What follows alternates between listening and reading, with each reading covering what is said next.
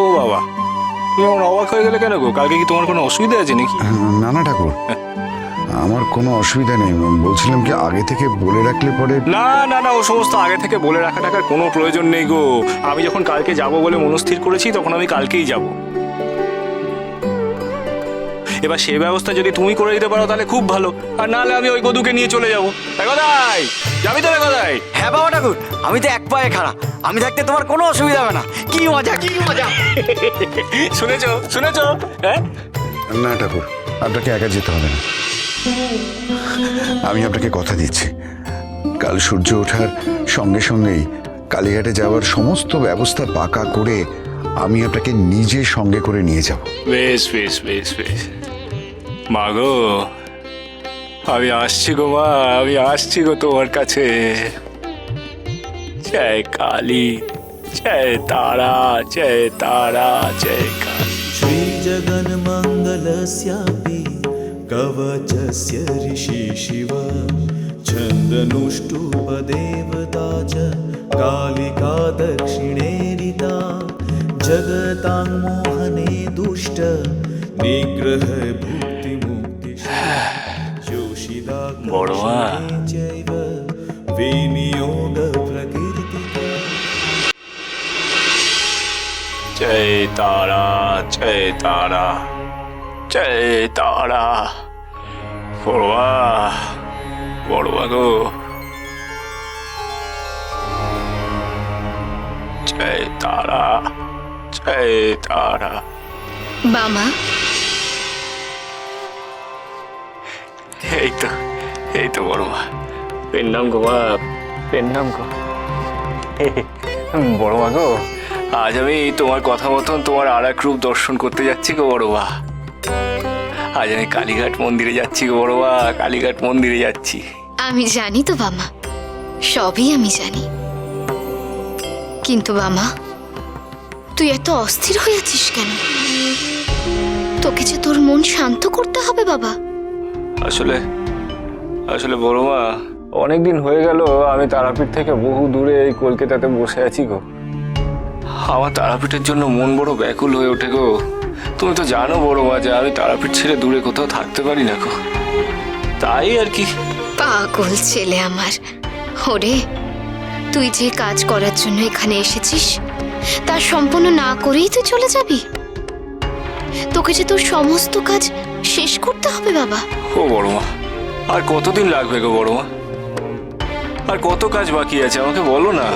বামা, তারাপীঠের বাইরের জগৎ সম্পর্কেও যে তোকে জানতে হবে, দেখতে হবে তোকে।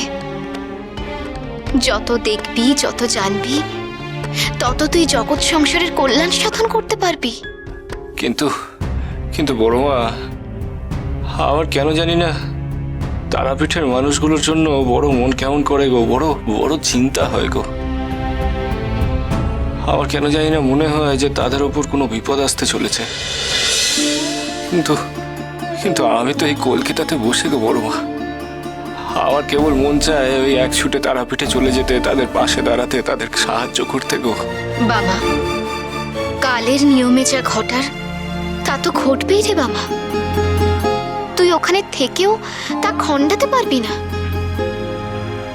তাহলে তাহলে আমি কি করবো গো বড়মা? এখন এত উতলা না হয়ে প্রস্তুত হ বাবা। প্রস্তুত হব বড়মা? বাবা ঠাকুর, বাবা ঠাকুর, বাবা ঠাকুর!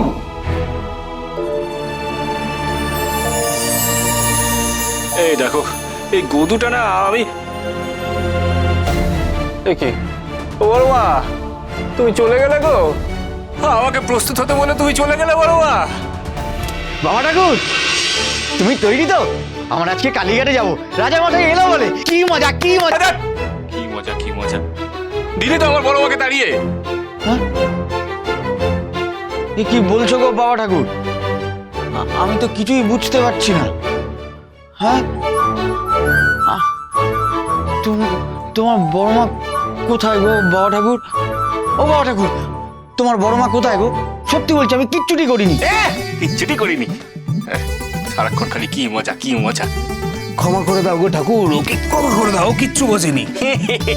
কিচ্ছু বোঝেনি, হতভাগা।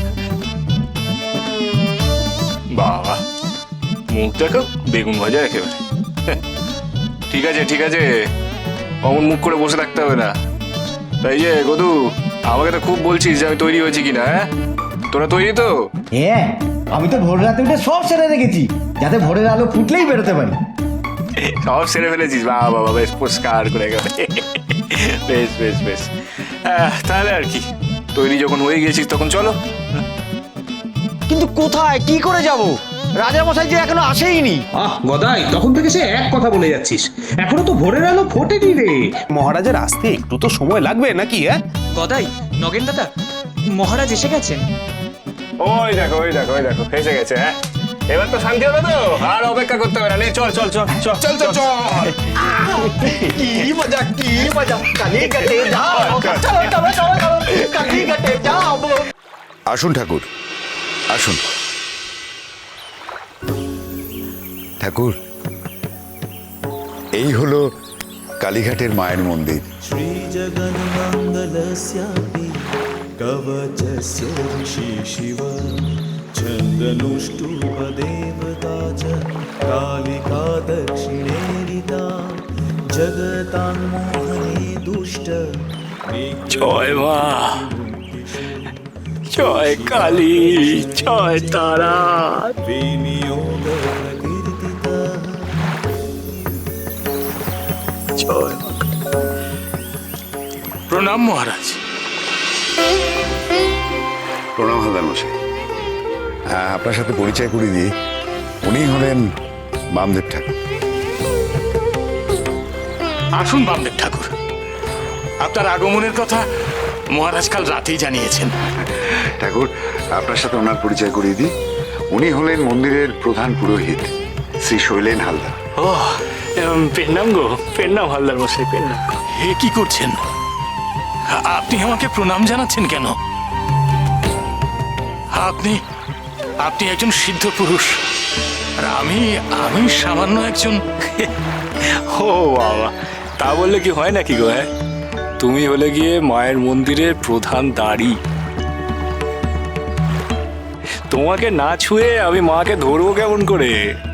তুমি কি কম কেউ নাকি গো? হ্যাঁ, হালদার মশাই, ঠাকুরের দর্শনের সব ব্যবস্থা করে রেখেছেন তো?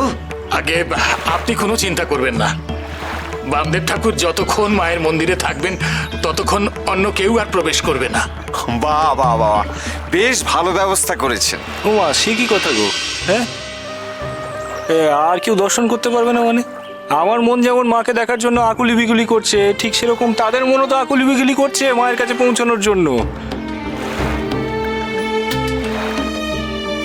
না না না না, আমি যতক্ষণ থাকবো সেখানে আমার জন্য তুমি কাউকে বাধা দিতে যাবে না কিন্তু। হ্যাঁ, ওই সবাইকে মায়ের কাছে যেতে দেবে, যারা যারা মাকে দর্শন করতে যায় প্রত্যেককে মায়ের মন্দিরে যেতে দেবে, বুঝেছো? কিন্তু হালদার মশাই, সবই তো শুনলেন, ঠাকুর যা বলছেন সেটাই পালন করুন। বেশ, তবে তাই হোক। শোনো, দর্শনার্থীরা আসলে তাদের বাধা দিও না, আসতে দিও, কেমন? কি গো, চলো চলো চলো, তাহলে সবাই মিলে গিয়ে মাকে দর্শন করি, চলো।